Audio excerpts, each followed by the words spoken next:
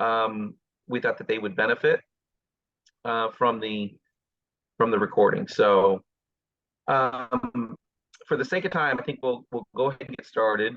And we want to make sure we allow time for questions and answers. So please, we want you to be as engaged in this process and in this conversation as possible. I think it's going to be a fantastic discussion. We have one of our company's best in Josh Lammers to talk with us today. And the first thing that we want to talk about today is, how do we get through and talk about life insurance and why is it so important? We just got off of a call, a co-elevation call that we had, and in that conversation, we were talking about P&C and the difficult challenges that exist currently in the P&C market, not just with Horace Mann, but in our industry. We had some statistics that Allstate is down 25% in P&C production year over year. Geico's down 50% in production. As you all see, Progressive is limiting, to how they want people to take down payments. So there's a lot of volatility in the market. That's a good thing, right? Where there's a lot of volatility, there's opportunity as well. So this is not about the fact that we don't want P&C and we don't need P&C. In fact, I would just tell you the reality is we need to quote more. In these types of markets, you need to quote more. There's still profit there. It may not be as much profit due to the added cost of additional quoting, but it's still profitable. So you got to go after it harder in order to protect your businesses and make sure that your businesses don't shrink. And Josh is going to talk. I mean, he's probably the perfect person to talk about how do we do this in transition and why life insurance was so important to him as a result of the difficulties he faced early in his career. So today's session is about that. It's about how do we get through and talk about life insurance in difficult markets, and why is it so important to talk about life insurance? The whole purpose of these series, this next 3-part series, is, as it's titled, is life insurance from good to great, right? We want to elevate your business to that next level. And how do you do it? Why do you do it? When do you do it? What resources do you have to do it? The second part of this series is going to be about getting more at bats, right? And we use that phrase because you need to be in front of more people. And how do you do that? Where do you find those people? What resources do you have to get more at bats? So we're going to go into great detail in our second session next week around that. And then the final session is going to be around what are the tools that we have available? How do we leverage them?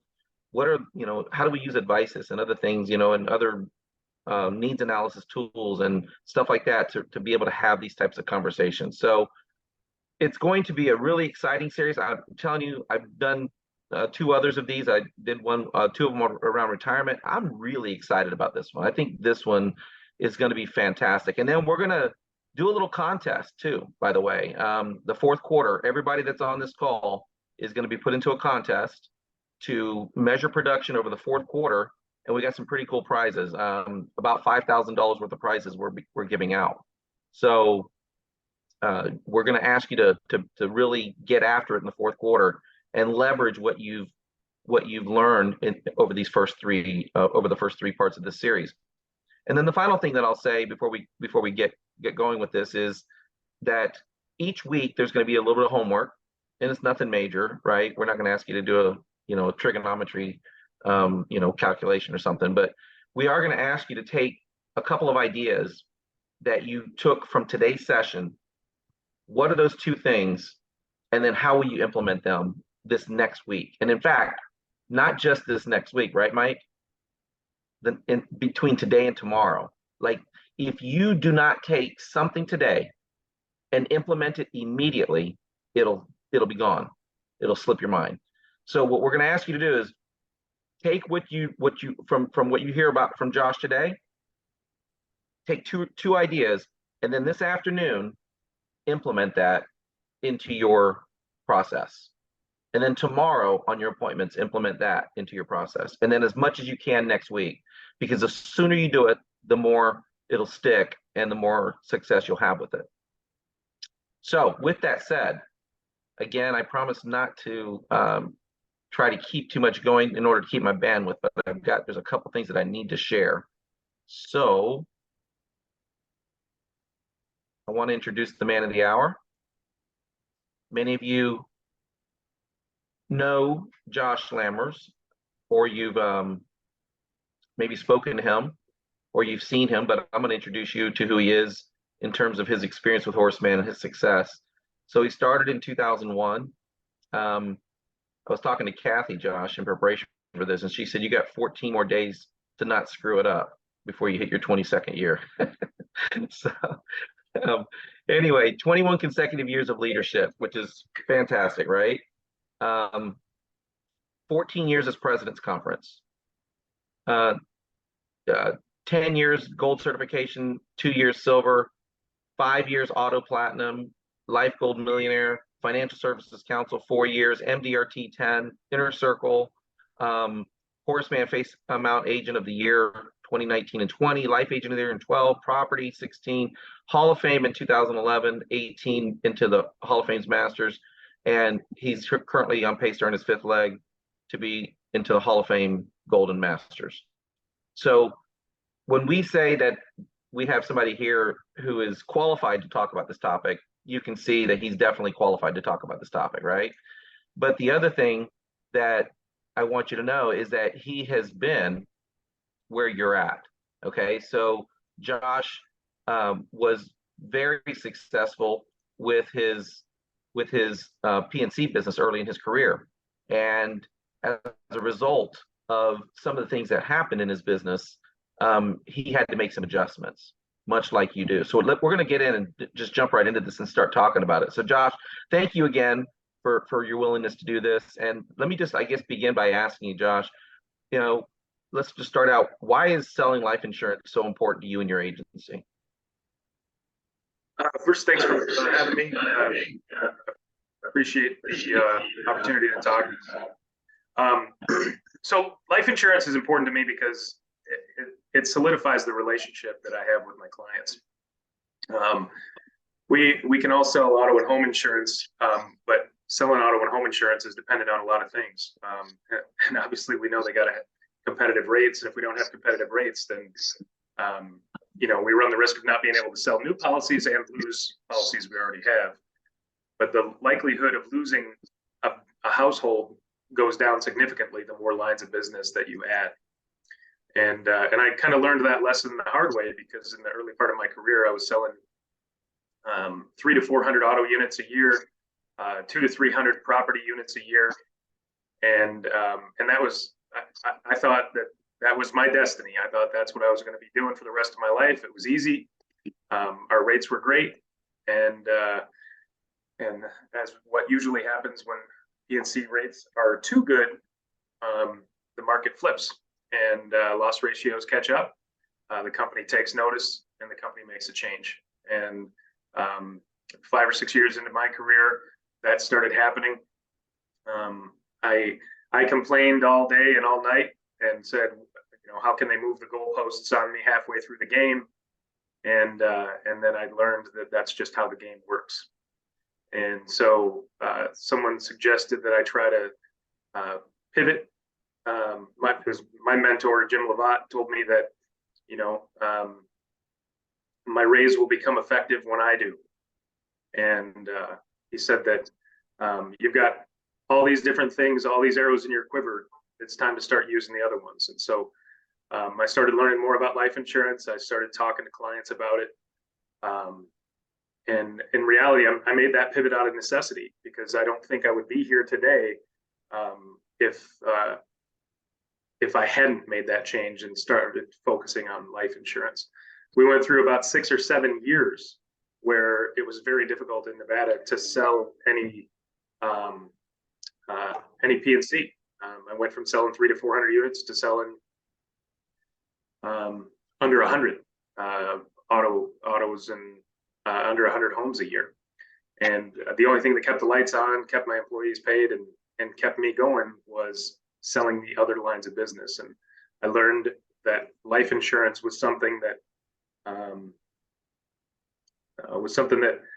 that really made a difference, because we sell auto insurance, and you can buy auto insurance on any corner in your town, and any office in your town, and that replaces a car, or that fixes a house, or something that's easy to replace or easy to fix. But when you sit at someone's dinner table and sell them life insurance, you're making a promise to them that if they don't wake up tomorrow, that their family's going to be okay. And there's no mistaking how that impacts the client and how much more trust they're placing in you when they take that leap and buy something that important from you. And I've learned that over the years. And I still lose clients. Obviously, people still cancel life insurance policies from time to time, but there's no question that the pivot has changed. It has significantly improved my retention and made it less likely that someone's going to leave me for $20 or $30 a month. And Josh, I think, as you and I have talked in the past, you still sell auto insurance. I mean, you're still trying to, write P&C. It's not like you're not writing the business. It's just you've realized how life insurance can fill that gap and financially the benefit of it, right? Absolutely. I mean, we have all these different products to sell. If you're just selling one or two of them, not only are you cutting your clients short, but you're cutting yourself short too. You're missing out on a tremendous opportunity.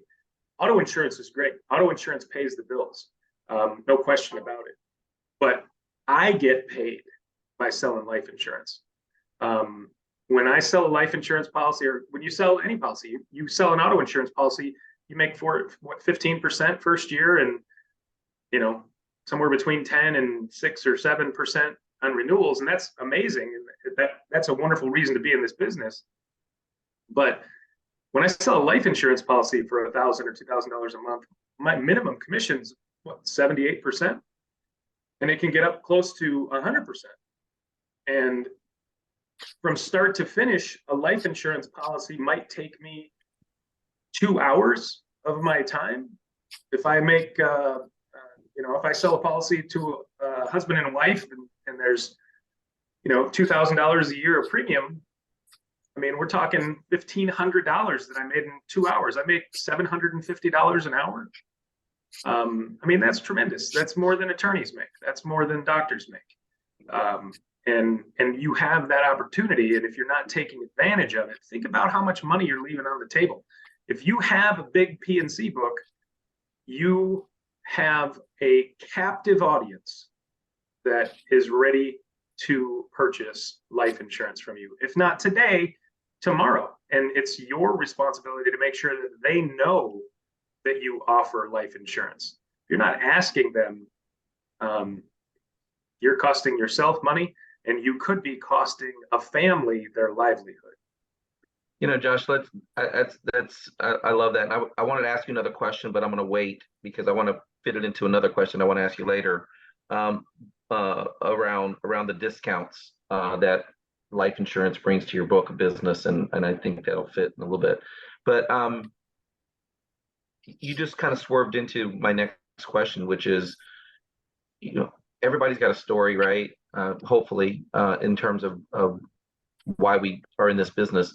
But what is your story about life insurance? Do you have a personal story about why you're so passionate about it? Because I hear it today. I hear it every time we talk about it. Yeah, I definitely do. And I'll just tell you, if you don't have a story, you need to make one up, because it's that important. My back around 2007, which is just about the time that my auto insurance and home insurance rates were flipping. My best friend, who was my roommate, and had auto insurance and renter's insurance with me, he was 27 years old, and one day he didn't come home from work, and I didn't really think much of it. I thought maybe he was with his girlfriend or something, and the next day came and went. He didn't come home, and after the second day or third day of him being gone, I started getting a little bit concerned, and finally he called me and he said, "Hey, I'm in the hospital." And I was like, what's wrong? And he goes, "Well, I was having chest pains and I drove myself to the hospital, and they took a X-ray or a CAT scan or something, and they found thymic carcinoid tumors on his heart. And that's a cancerous tumor. It's very slow growing. He was 27 years old. The doctor said he may have had it for as long as 20 years and didn't know it until it started to affect his heart. And he was 27. I mean, 27 years old, and he was one of my clients. And right around that same time that he was diagnosed, he and his girlfriend had gotten engaged. And I can't remember if it was slightly before or slightly after, but right around the same time, his then fiance was diagnosed with multiple sclerosis. And both of these individuals had spent countless hours with me. They knew exactly what I did. He had his auto and renter's insurance with me. And not one time in the years that I'd known him did I ever mention that he might want to consider getting some life insurance. And to his credit, I've told him this. I've told him that I use this story. And he said to me, Josh, if you had asked me about life insurance when I was 26 or 27, I would have just laughed and said, no way. But I never asked him. I never asked him. And that, to me, really changed things. And maybe not right at that moment, but as I watched him go through treatment, as I watched him, lose his hair, as I watched him lose about 50 pounds, I got a firsthand account of how our lives can change in an instant, and how one day you're insurable and the next day you're not. And over time, that really had an impact on me. And I tell people that story still today. Not everyone, but I let people know, especially younger folks, because a lot of times the younger folks don't think that they need it at that moment. They think that they've got all the time in the world to get it. Why would I get it before I have a home or before I have kids or any of that? And the reality is, like he said, he probably wouldn't have bought it from me anyways, but I had the power to provide him with financial stability if he wasn't around. And I didn't even ask. And so what I took away from that over time was that I'm never going to let someone that I know, someone that I care about, or a prospect for that matter, I'm never going to let them get past me without them at least knowing that that I can sell life insurance, that I can offer them life insurance, that I can offer them and their families protection that will carry on their dreams if they aren't there to see them out themselves. Yeah, and I think you even said that and I love the fact that I love absolutes like never, right? Like I will never. I mean, that's how ingrained it is into who you are. But I think you also said that you also tell everyone, you ask everyone, who do you have your life insurance with? I do. Yeah. Whenever I'm talking to a client, whether it's an auto insurance, home insurance client, retirement client, I always ask, who do you have your life insurance with? It's an easy question to ask. It's very unthreatening. I'm making an assumption that they have life insurance. And so why would they think I'm going to try to sell them life insurance? And the reality is that just starting that question gets them thinking about it. And what's the most common answer? Of course, it's I don't have life insurance. And that's when I open up the discussion and I'll say, well, we just talked about, preparing you for your retirement and making sure that everything's in place for your retirement. But what if you don't make it to retirement? Is your family going to be okay? And if God forbid something happened to you tomorrow, what would the decisions be that your spouse would have to make to carry things on for the rest of your life or for the rest of their lives? And that just opens the discussion. And then I'll say, hey, I'm sure you probably, Think it's expensive? Let me kind of give you an idea of what the cost range might be for X amount of coverage. Because by that point, if I've got their auto insurance or if I've got their retirement, I probably know how much money they make. And so if I know that they make, $70,000 a year as a teacher, and then I have really what I need to give them an idea of how much it would cost to get the amount of coverage they should probably have. They make 70,000. I probably want them to have somewhere between 10 and 12 times their income, or they should have probably 10 to 12 times their income in life insurance. And a lot of times they'll say, well, we got that back when we were in our 20s. I got 150,000 or 250,000. And I'll ask them, well, how much were you making back then? And a lot less. And I'll say, well, has your lifestyle changed since then? Oh yeah, absolutely. We got 2 kids now. We got a bigger house. I said, would your spouse be able to maintain that if something happened to you? And you just have to ask those questions in a very non-threatening manner. The joke I made with Dean earlier was, I never want to be Ned Ryerson, right? who remembers who Ned Ryerson was? If you've seen Groundhog Day, you know who Ned Ryerson was. And that's always the joke, right? About insurance agents is, I'm not like that, not a pushy salesman, but everybody knows what I can offer them. I always say, Josh, there's a difference between being pushy and being professionally persistent, right?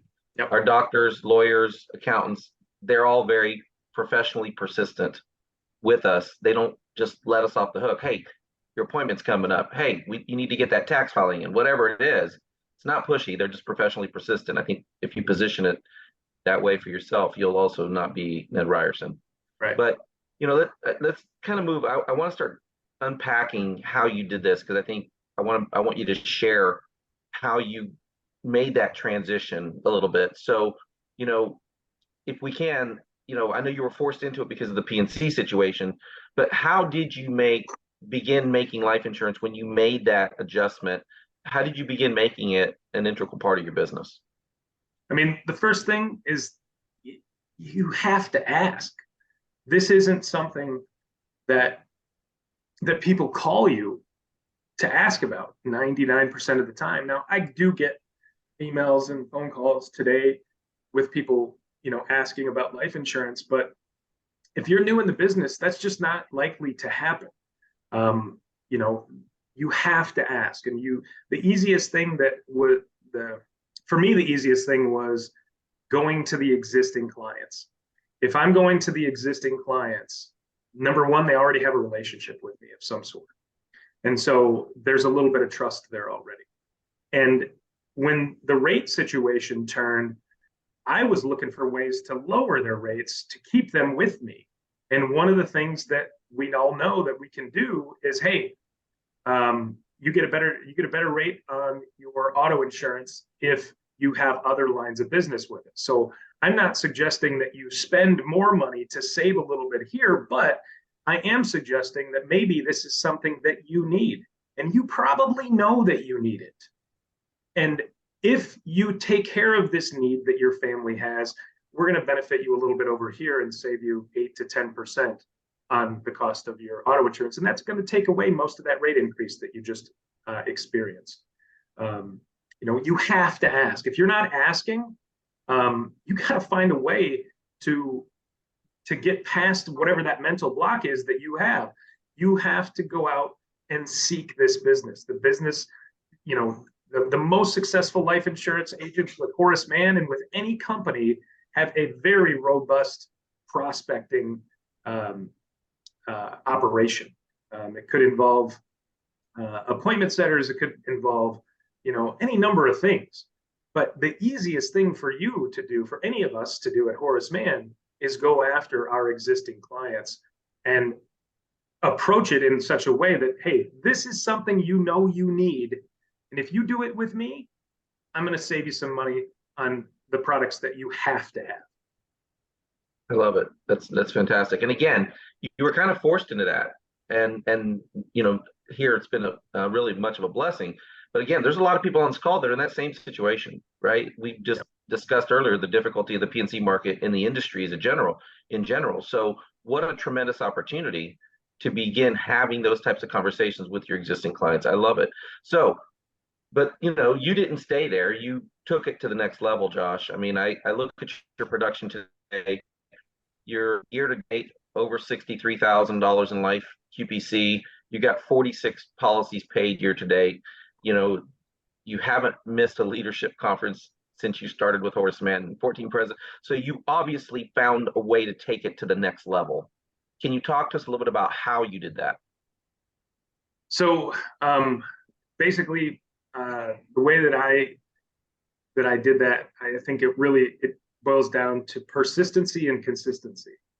And persistency, I say that with a grain of salt, because again, like I said, I don't want to be Ned Ryerson, but I also want to make sure that they know that I offer it, because they might not be ready to buy today, but they might be 6 months from now or 2 years from now.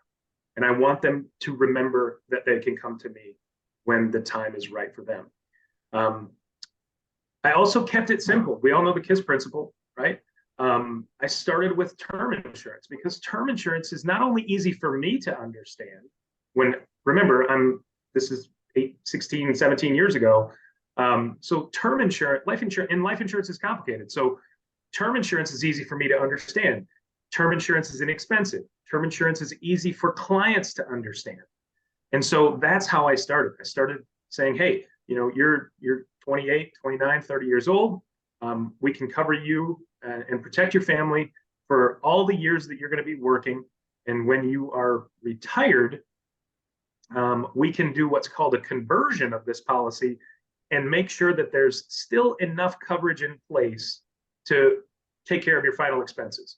Because in that 30-year period of time, from your late 20s or early 30s until your late 50s or early 60s, there's 3 things happening that you need to be concerned about that won't happen if you're not here.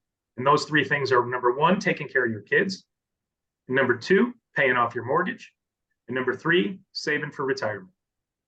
And so if those 3 things can continue, even if you aren't here, then you've done your job. I've done my job.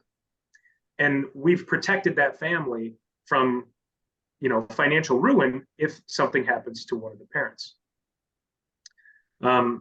As I got more comfortable with it, I started, offering the other types of insurance. I started doing more conversions. Got more comfortable with, kind of basically preparing them for the conversion process. So they would always say to me, well, I'm 30 years old. What do I do when this policy expires when I'm 60? And I would say to them, well, a couple of things. Number 1, when we do this conversion, or over this 30-year period of time, that's the time that you need the life insurance the most. But when you're 60 and this policy is expiring, we can do a couple of different things. We're going to have reviews, but we're along the way during those reviews, we're going to do what's called conversion. And we're going to convert a portion of this term life insurance that's going to expire into permanent life insurance that's not going to expire. Today, you might need $500,000, $600,000, $700,000 of life insurance, but when you're 60, you probably don't need $500,000, $600,000, $700,000 of life insurance. At that point in time, if you've done all the things that we talked about, which are pay off or significantly pay down your mortgage, raise your children, fingers crossed by then they're taking care of themselves, and if you've saved money for retirement, then we've taken care of the main reasons that you needed life insurance during your lifetime. And now if we've done a few conversions along the way, we're going to have somewhere between $50,000 and $100,000 of life insurance in place when you're 60 that never expires, that will pay for all of your final expenses. And maybe any credit card debt that you leave behind, or maybe a car note that you leave behind, medical expenses that you might leave behind. Those things are going to be able to be taken care of. And by the time you're 60, as we know as a teacher, if they've got their 30 or however many years in, then they have the option of having the pension available for the spouse. And so that's another way that we can kind of reduce the amount of coverage that they need. And it makes it more attractive and easier to sell those term policies while they're living. And I think the most important thing about term insurance to most clients is that it's very, very easy for them to understand. Go ahead, Josh. A lot of other things I did too. I really tried hard to pay attention to the objections that clients would have, and I would listen to, like, if they threw up an objection that I didn't hear before, I'd pay attention to that. If I could come up with a rebuttal and it worked, I'd make a mental note. I'd come back to the office or come back to my desk afterwards and write that down and try to think about, okay, this was the objection. This is what I said to combat it. And moving forward in the future, I would try to work the response to that objection in before they could make the objection. So if you get to the point where you've got a process as something that you say every time, you can continue to adjust those things that you say to kind of beat them to the objection, and give them the reason why their objection doesn't work before they even give it. Josh, what I'm hearing is, you work on improving yourself, right? Like, you're a student of the business, so you're always thinking about, how do I improve what I do? And I think every successful professional in whatever industry, whether it's sports or whatever, they spend so much time working on how to be better. I know you got your LUTCF. You constantly took industry courses and things like that. But I think an important part of it, and even in what you're saying here about handling these objections, is you're thinking about, when they say, or if they say this based on what I heard in my initial conversations, how am I going to handle that? How am I going to speak to that when it comes up at the time of making the proposal? And I think that's just an important part of also that success that you have. Yeah, I can't stress enough how much the LUTCF courses back then, and now I think it's the FSCP courses. I can't stress enough how much those played a role in me understanding, where a client's coming from and understanding what their position is going to be. If you haven't taken the FSCP courses through the American College yet, that should be the first thing you should be doing. I mean, it only takes, you can do 1 or 2 classes a year. And when you take those classes, you will learn something during the class that you can use that day or that night in an appointment every single time. It's without question, to me, that probably one of the most important things that someone can be doing early in their career to understand life insurance and to understand and overcome the objections. And I honestly can't stress that enough. You have to recognize when an objection is just, I don't want this, or when an objection is, when an objection is something that they're saying because they don't really understand what you're saying. Because I think it goes both ways. If someone gives me an objection that that just, you can kind of tell if somebody gives you an objection that they don't want to go any further with this conversation. And again, don't want to be Ned Ryerson. If that's happening, if I'm getting that vibe from somebody that this just isn't what they're interested in, it's not what they want to do, I'm not going to pursue it, because I want, now that I'm certain that they know that I offer this, I'm not going to push it, because they might not want it right now, but someday something's going to happen. One of their friends or family members is going to die unexpectedly. And something like that will happen that will change their mind. And if they had a conversation with me 6 months or 6 years ago, they'll hopefully remember that, and they'll call me when the time is right for them. I've had people tell me incredibly stupid things over the years as objections. One woman honestly told me that her and her husband were not planning on dying. So, so when someone says something like that to you, just wipe your hands and walk away. I mean, that's ridiculous. Don't waste your time on that. Move on to someone who can be a captive audience, someone who is interested in what you have to say, and someone who's willing to purchase. If you waste your time with somebody who is going to say something that's stupid, you have to ask yourself which one of you is more stupid. And that's why I think session 2 is going to be fantastic, because what you're saying is you got to have enough at bats. If you only have a limited number of people you're talking to, then you feel that pressure to try to force something that may not necessarily be. But when you have enough at bats, enough opportunities, then you can move on to the next person a lot easier and not feel like you've maybe given up an opportunity.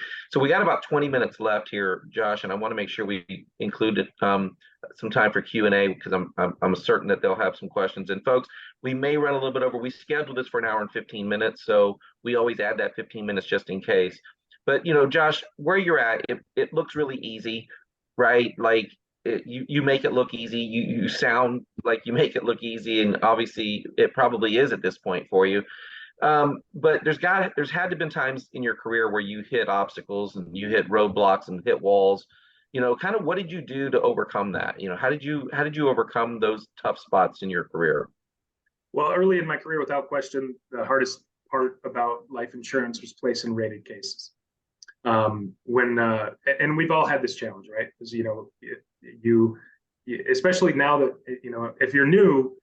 Believe it or not, back in the day, we used to have to actually ask the health questions. So imagine how comfortable that was, asking, somebody that's 20 years older than you what STDs they had when they were in college. That was the kind of thing that we used to have to do. And so we had, I think, a better idea back then of policies that might come back rated. And so I never would say anything to them about, oh yeah, you take 7 high blood pressure medications. Okay, great. What are those? What are the doses? And you enter all that, and in the back of your mind, you're thinking, oh, this probably isn't going to work out. And I didn't say anything to them. So they weren't prepared for the possibility that, hey, this $30 a month policy might end up being $130 a month because of what you're telling me. And so when that came back, of course, rated, I would sit there and stare at the email from underwriting for 3 or 4 days before I could work up the courage to call the client. And I, over time, realized that I was approaching it completely the wrong way. Instead of approaching it from a fear standpoint of what the client says or what the client's going to say, I went to them and said, great news. Even though you have 7 high blood pressure medications and your cholesterol is through the roof, Horace Mann is willing to offer you a policy. It's going to cost more than what we talked about, but the reason is because of all of these things. And if you were to try to get life insurance somewhere else, the exact same thing is very likely to happen. In fact, some companies may say no. Some companies out there have much more stringent underwriting guidelines than Horace Mann does, but Horace Mann is willing to offer you a policy. Now, I know you were expecting it to be $30 a month, and that was for $250,000 of coverage. But unfortunately, it's going to be, if you want the full $250,000 of coverage, it's going to be $100 a month. Now, I totally understand if $100 a month is more expensive than you were prepared to pay. And so the other good news is that Horace Mann is willing to reduce the amount of coverage that they've offered you. So if you want $200,000 of coverage, it's going to cost this much. If you want $175,000 of coverage, it's going to cost this much. If you want $150,000 of coverage, it's going to cost about what we were expecting or what we were hoping for. So we know that you can afford the $30 a month coverage. That's going to get you $150,000 of life insurance. And let me just tell you, I'm sure I don't have to tell you that $150,000 of life insurance is better than what you have now. Wouldn't you agree? And if you lay it out for them like that and say, listen, you have a chance to get a life insurance policy right now, and tomorrow, 6 months from now, or a year from now, you may not have that chance. Horace Mann is willing to give it to you. And then you also can take some of those ratings and say, listen, some of these ratings, we know aren't permanent ratings. Your rate went up because of tobacco usage. Well, good news, we'll take that off 12 months from now if you stop using tobacco. How many times have you come across a client that you've done an annual review for and found out that 10 years ago when you wrote that policy, they were smokers and today they're not?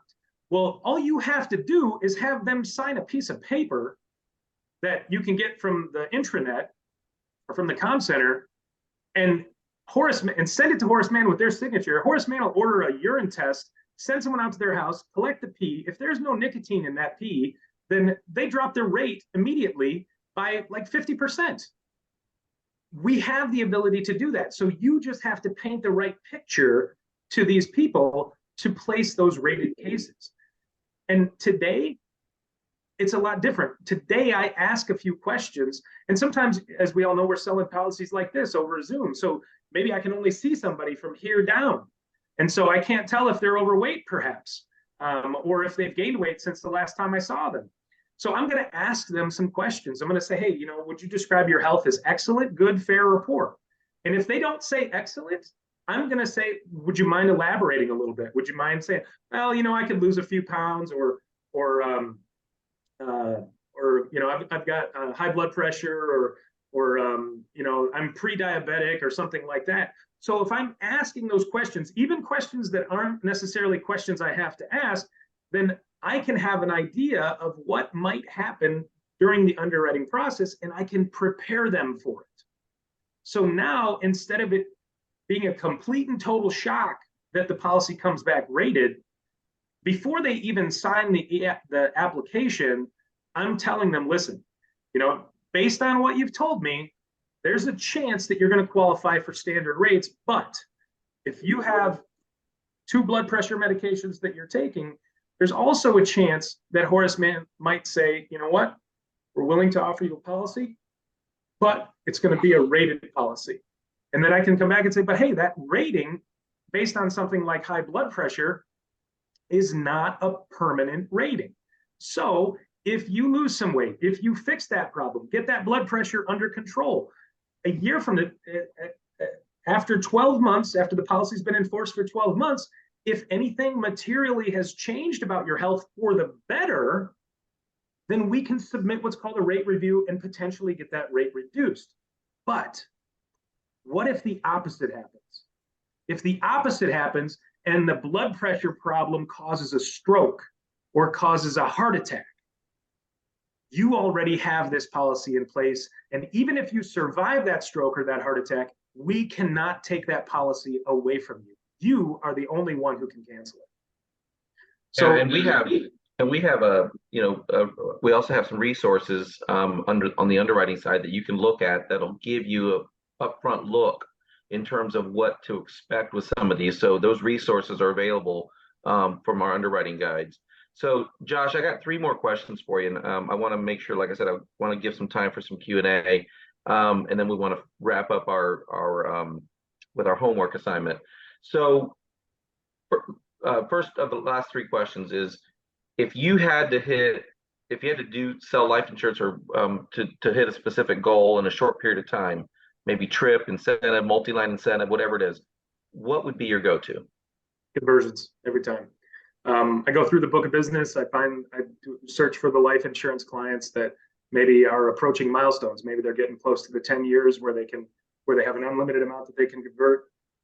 Maybe they're getting close to a birthday. They're going to turn 70.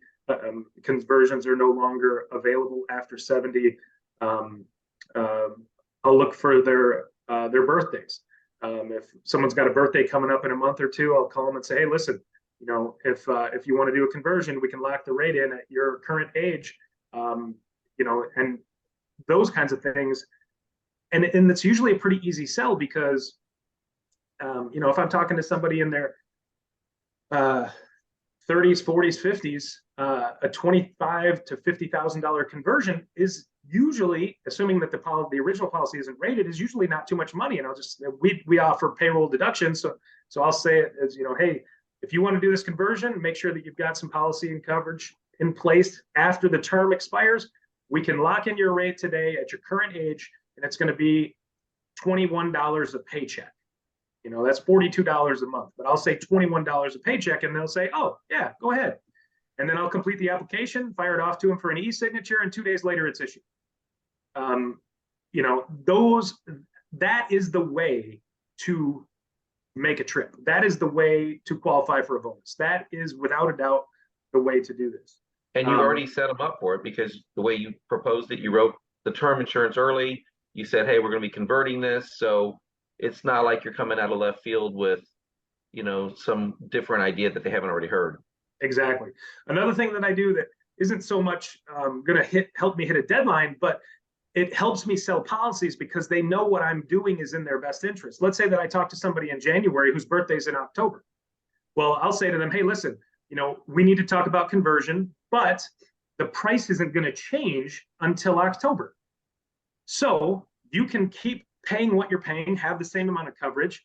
Let's do this in September, and you're going to save X number of dollars for the next 9 months, because you know you want to do the conversion, but there's no rush. So you can kind of play it both ways. You can make it be important to do it right now, but you can also show the client that you're looking out for them and trying to save them money by saying, hey, we don't have to do this right now. We can do this right before your birthday, and you'll save that money between now and then. It's all about setting myself up for future sales. One of the things that I love about selling term insurance is that I'm not just going to sell them that one policy and have to wait 30 years or 20 years to be able to sell them another one. I'm going to sell them 2 or 3 or 4 more policies in the next 10 years. And those converted policies are small amounts, usually, but they'll add up to more than what the original policy cost. And we're doing it in such a way that hopefully over that 10-year period of time, especially as educators, what's happening to their income, it's going up. So they know they need to do it, but also they know they can afford it. That's awesome. All right, so I'm going to take the last 2 questions in. As I've thought about it, I'm actually going to combine them into one, because I think they really fit in one question. So how would you teach an agent to sell life insurance, but to do it more consistently with, you know, talking about life insurance with their clients, and why? How would you help somebody to think about that in a different way? I mean, the first thing I would say is, no matter what, you got to be taking those classes. You have to have the basics. You have to know what you're selling. You have to know how it works. You have to be prepared to answer questions. If, you know, and is that the case? Was that the case the first time that I sold? Absolutely not. But I had a basic understanding, and I was comfortable selling, or I was comfortable saying to the client, that's a great question. I don't know the answer, but I'm going to find out. And if you can get comfortable with that, and if you can have some appearance of confidence, and most importantly, get them the answer that they want to that question, then that's really the first step. You have to have the basic understanding. You have to think like the client. You have to anticipate and be ready to overcome those objections. You have to be comfortable saying, I don't know. And the most important thing, you have to do it. You have to get up in the morning and do it. My mentor, Jim Levat, I'll quote him again. Activity leads to aptivity. If you're out doing something, if you're out working, even if you're out wandering the halls in a school with no appointment, that kind of thing is going to generate sales. People are going to ask you what you're doing there. You're going to say, hey, I'm here to put some flyers in the mailbox, or I'm here to put some stuff up on the union's bulletin board. You know, you have to get out and do it. If you're just sitting at your desk hoping that it's going to happen, it's not going to happen. You have to make it happen. People will say no.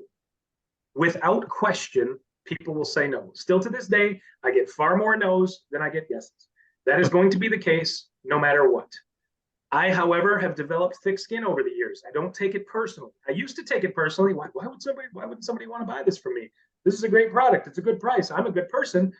I would take that personally. I don't take it personally anymore. I move right on to the next one. And Just because I sold a big policy today doesn't mean I'm not going to try to sell a big policy tomorrow. You have to keep going.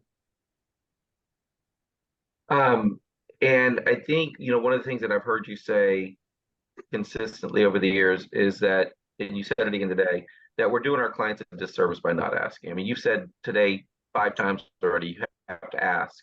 But I think that's probably one of the most important things that I've gotten from you in our conversations is that we are truly doing our clients a disservice if we don't ask. So no question. I mean, you have the power to save a family. Are you utilizing that power? Yeah. Yeah, it's good stuff, Josh. I could go all day. We're getting close to the top of the hour here, so I want to pause for a minute and I want to kind of open it up to questions. So, does anybody have a question for Josh about how he got started, anything that he does in his business? Just raise your hand. We'll call on you. Any questions for Josh? And there's no dumb questions, by the way. I've asked them all.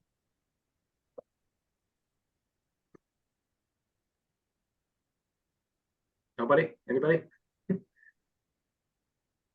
Bueller? Josh, why are you so awesome? Because I'm a Lions fan. Hey, Josh, I heard you say, and I understand the income piece. Do you use an actual needs analysis like a dime or a FedMeI, or is it just kind of a standard 10 to 12, or do you look at, hey, you've got 3-year-olds, you got to have at least 15 years of coverage to get these kids out of high school? Like, what's your approach as far as that goes? So I've in the past, I've used everything from the dime to FeedMeI or FedMeI to the PERS folder. Today, honestly, I try to keep it as simple as possible. And I ask them probing questions. I'm going to ask, hey, how much money do you make? How much money does your spouse make? How much is the balance on your mortgage? How old is your youngest child? And I'll use that information to kind of guide us towards the amount that I think is right. Do I have a formal written down process that I share with them either on Zoom or in person? No. But I'm taking notes while they're talking. I'm looking over my notes and I'll say, okay, so you owe $400,000 on your mortgage. You make $80,000 a year and your youngest child is 6. In some way, shape, or form, you're probably taking care of that child for close to 15 to 20 more years. So at a minimum, we need 20 years of life insurance. You got $400,000 of mortgage debt, maybe another $50,000 of auto loans and other things. And you make $80,000 a year. So $80,000 a year, realistically, if we want to replace that income for the next 15 or so years that you've got this young child, then you're going to need somewhere between probably $800,000 to $1.2 million of coverage. And I've said it to them in such a way that they told me how much coverage they needed. They just didn't realize it. And I've now shown them how much coverage they need using what they told me. And never once have I said, or I shouldn't say never, but at this point, when I lay it out for them like that, very few people say, well, that seems crazy. Back in the day, people used to say something like that. They'd say, well, that's an insane amount of money. That's way more money than my family would need. And I'll say, wait a minute. You're right. $500,000 is a lot of money. If it's stacked up right here on this table in front of us, $500,000 is a ton of money. But if that $500,000 has to last for 20 years, that's only $25,000 a year. And now I've got them thinking like, oh, well, now I see you're right. That's not very much. Because if they think $500,000 is a lot because they make $50,000 a year and that's 10 times, then you lay it out for them and say, hey, well, you're raising a kid for 15 more years. This is for 15 years, even 500,000 is only like $35,000 a year. And you're making a lot more than that. So is your family really going to be okay with this? You just kind of have to, ask those probing questions to help them understand why they need this coverage and why they need how much you think they need. So as Josh said, he uses kind of that income replacement model. And again, the dime is another way. It's a good track. And there's this piece that we have, and I'm going to share it real quick. How much life insurance do I need? And we'll share this with you. But this is exactly what Josh is talking about, right? It walks you through figuring out how much life insurance that individual needs based on their income for a period of time. And then in this case, it walks through showing, how much $600,000 term coverage. And then right here, let's calculate yours, right? So it's the same concept. If you need something to look at, this is a great way to do it. You can have it personalized and all that. So again, there's no one way to do it. Find a way that works for you and then use it consistently. Angela. Hi, I just had a question, please, about the designations that you were talking about. Since I am fairly newer than you, of course, which one would you recommend starting off with? Well, LUTCF is not available anymore. They've converted that to the FSCP, Financial Services Certified Professional. And so that's where I would start. And it's through the American College. I'm sure that your FSC can guide you towards that. Alex? Well, I'm a big fan. I'm flustered talking to you right now, but I'm a big fan of that mustache. Question to you. Like you, I'm rebranding here in California, so I'm trying to be the life and retirement guy. Is payroll deduction very important for you? I don't have any life payroll slots here, so I don't know if I should jump in and start getting that done. And does it help you in any way? Payroll deduction is a blessing and a curse. I love it. It makes things very easy. And then the home office screws it up and it makes a big mess. There's a lot of moving parts with payroll. It can make a sale very easy, but it definitely makes service a little more difficult. So as long as the district is willing to do it, just understand that it will make sales easier. Because if someone can, if you say somebody, hey, this policy is $100 a month, but it's not going to be $100 a month one time out of your bank account. It's going to be $50 on the 10th and $50 on the 25th coming right out of your paycheck before you even see it. And it really does, in their mind, make it easier for them to purchase it, because as we know, a lot of our teachers are living paycheck to paycheck. And if $100 comes out once a month, that might put them, they might know that could put their bank account into the negative. But if they can spread it out a little bit more, that makes it a little bit easier for them sometimes to sell. But there are some service challenges that come along with it, and you have to stay on top of it. But I would definitely recommend it if you can get your schools to do it, Alex. All right, thanks. Erica. Yeah, thanks. So my question is really, you meet with the client, they're telling you all their facts, you're asking the questions to find their need. Do you talk about every product, or based about all the facts that came, hey, term insurance is going to fit this customer best, or whole life, depending on the situation? Or are you going over term, cash value, and whole life to kind of give them all their options? Or you're just taking the facts and you're telling them, I know what's best? I would say that I base what I present to them on what they're telling me. If I'm getting the impression that the most important thing is keeping the cost low and getting them the most coverage possible, then I'm going to present the term coverage. If I'm getting the impression that they're concerned about paying for this policy for 20 or 30 years, and if they outlive it, they get nothing back, then I'm going to present cash value term, or I'm going to present whole life. If I'm speaking to someone who is sophisticated enough to understand it, I'm going to present, whole life or UL.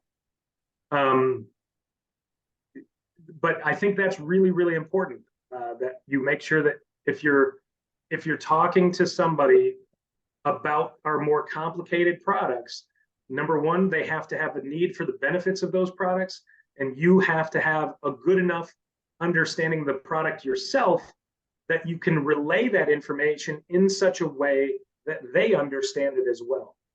Because if you sell somebody something that they don't understand, it is ripe for replacement, without question. But if you ask me as a percentage, what do I sell most of? Without question, it's term insurance, probably 80% term insurance. It's, you know, we work with a group of society that doesn't have a lot of money traditionally.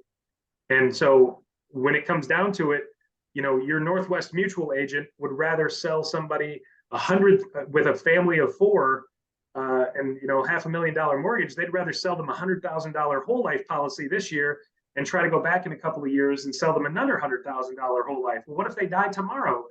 And now this spouse has to get $100,000 of, or has to raise the family on $100,000. You know, it doesn't work. You have to have the knowledge to present the product that's right for the situation. You know, I want to take care of that family immediately. I want to assume that they're buying life insurance because they could die tomorrow. I want to make sure that I take care of as much of the need that the family has for life insurance as possible. And if I happen to be setting myself up for a few future sales too along the way, I mean, if I don't think that's hurting the client, and it's certainly not hurting me. And so I think you have to read the situation. You have to listen to what they're saying, and eventually, maybe not right away, but eventually you'll understand what product you should be guiding them towards based on them. You know, what I love, Josh, and I thank you for today. I really do, for your time today, giving up your time to talk to us. But man, your passion is infectious. You know, the way you talk about it, I can understand why your clients would listen to you, why they would believe you, and trust you to take care of them. And I think that's a huge part of it, is you come at it with such passion and such conviction. And I believe that resonates with your clients. So again, thank you, Josh, for today, for your insight. And we may even ask you to come back, and if you have time, listen in at some other point later on. I know you got other things going on. I think you're fishing with your buddy next week. So I hope you have a good time. Thanks for having me. Yeah, thank you, Josh. Mike Reese, I'm going to allow you, if you would, to spend a couple minutes, kind of wrap us up here. And then before Mike's done, we want to just remind you about the homework. So Mike Reese, you out there? Yeah, absolutely. So thank you. First and foremost, thank you, Josh. I really appreciate it. You know, awesome job as always. So Dean said it early. I mean, we did this same kind of concept on the retirement side about 6 months ago, give or take. And, you know, the goal was to give you ideas, have you hear from your peers, and we're, you know, the next 2 sessions, we're going to continue doing that. So next session is all about at-bats, as I think Dean mentioned earlier. It's all of the sales campaigns that the FSCs are working so hard, and the internal wholesalers to provide you leads. If you're not taking advantage of it, you know, please do so. And then we're going to spend the next session going over every single one of those. So I know JD, I think he's on the call, right? So yeah, top right for me. So JD, I thank you for stepping up in the next session, and I'll turn it back to Dean. Yeah, we're excited about that one too. So, all right, now comes implementation time. So, I mean, God, I took 10 things away from this conversation. So hopefully you captured at least 1 or 2. You know, don't try to do it all. It's not going to happen. Josh didn't do that when he's, you know, made these adjustments or whatever it is. Write down, I hope you wrote down at least 1 or 2 things that you will implement today, right? Implement it today. I challenge you to the next phone call you have, the next conversation you have, even if it's just as simple as, hey, who do you have your life insurance with, right? And then over the course of the next week, as you implement these things, send us an email. Send it to Elena and myself, Elena Holler. Copy me on it. Say, hey, this is what I took away. This is what I'm going to implement over the course of the next week. And then starting on next Thursday, we'll start the call with a couple of those, right? So I know nobody wants to be put on the spot. You know, I get it, but part of this is sharing. That's the beauty of this, is that you tell us, hey, yeah, man, last week I got this out of it. I implemented it and this is what happened. So we ask you write those two things down, send us an email, and then we'll start next week's call. We'll take just 5 minutes at the beginning to kind of give you an opportunity to share that. So Dean, with that said, Dean, hold on one second. yeah, One last thing, if I could. One last tip I want to throw out there. Don't forget about the kids. Okay. Don't forget about the children that your clients have. You know, the worst, many of you are probably parents. The worst thing that you could possibly imagine in your life is losing a child. But we have an amazing product for children in the 20-year whole life, the 20 pay whole life policy. And the way that I approach that with my clients is, let's say I'm selling mom and dad a life insurance policy. I'll say, you know, hey, one of the things that I'm only going to bring up one time is, because I know this is going to be a hard thing to talk about, and it's a hard thing to think about, is that you may want to consider getting life insurance for your children. And the reason that you may want life insurance for your child is because if, God forbid, that happened, you know, you might think that you'd need life insurance to pay for their funeral or to pay for something like that, but that's not why you need life insurance. The reason that you need life insurance for your children is because if something like that happened, you're not going back to work next week. You're going to take 2, 3, 6 months, 12 months. It's going to take a long time to heal, to figure out how to move forward. And I don't think that work is going to be the top of your priorities at that time, if that were to happen. And so this policy can prevent that from happening. And it can also, more importantly, and hopefully, be a gift that you can give to your child 20 years from now and say, listen, I got this in place. Thank God you didn't need it. But today there's $5,000 to $10,000 of cash value in there, and there's a death benefit of $50,000 or $100,000. And you can keep this policy and it will protect your family, or you can cash this policy out and there's $5,000 or $10,000 that can go towards your wedding or go towards your first house purchase. Don't forget about the kids. That's terrific, Josh. And you know, he reminded me real quick too. And Frank, I'll get to you. But you know, when I was a brand new agent in 1991, my first year, I wrote over 70 life applications. I'm sorry, in 1991, and you know, I was very passionate about it. I had a mindset. I wanted to submit one life app a week. Every single week. I did not want a week to go by. Now, mind you, back then, a lot of those policies were joint policies. We don't write those today. So had they been individual policies, how many more would I have written? And those were delivered cases. So set goals like that I'm not going to let a week go by without submitting a life app. I'm going to write one family a week, whether that's a husband, a wife, a husband and a wife, whatever it is. But when you hold yourself to those standards and those accountabilities, it's amazing what you'll get done. Frank, did you want to add something? No, I just wanted to ask, I apologize, I missed it, but if you said that the recording of this would be available to us after the show. Thank you. Yep, it's being recorded, and based on whoever thinks it will go over, we will distribute it some way. So whether it's on AKL or something else. All right. Thank you, Frank. Yeah, Mike. All right. So Dean mentioned, you know, the implementation of a sales idea or sales tactic within the next 2 or 3 days. We normally say, like, you know, what's the rule of 72 on the financial service side? And somebody will raise their hand, and it's the amount of time it takes to double your investment or whatever.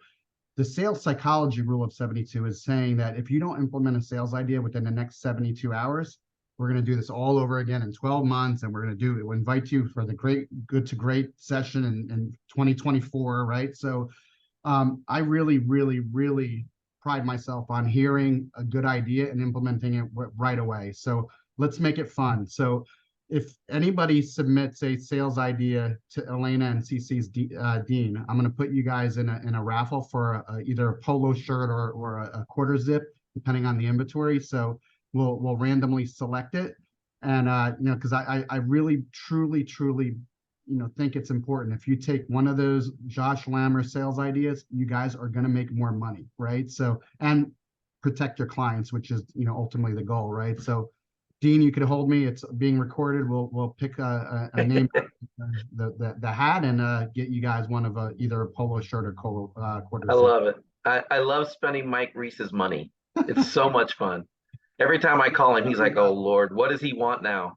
So Dean does that very well. So, all right, folks. Thank you again for your time today. I really believe there was some great stuff shared. I'm excited about what's going to happen this next week for you.